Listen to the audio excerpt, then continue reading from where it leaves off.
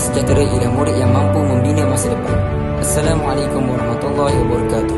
Saya Muhammad Rashid dari Sekolah SMK Bandar Sarjana Utama 2. Video ini bertajuk Rancangan Pendidikan Rakyat Malaysia 2026 hingga 2035. 5 ciri murid sejahtera.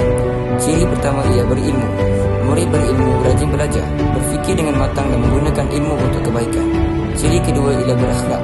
Akhlak yang baik menjadikan suasana sekolah lebih hormat, sopan dan harmoni. Ciri ketiga ialah sihat. Murid yang sihat dari segi fizikal dan emosi akan lebih fokus, ceria dan yakin. Ciri keempat ialah kreatif. Murid kreatif berani menghasilkan idea baharu dan menyelesaikan masalah dengan cara yang bijak. Ciri kelima ialah penyayang. Sikap penyayang menjadikan warga sekolah saling membantu dan mengambil berat antara satu sama lain. Apabila 5 ciri ini diamalkan, sekolah akan menjadi tempat yang aman, cemerlang dan membanggakan.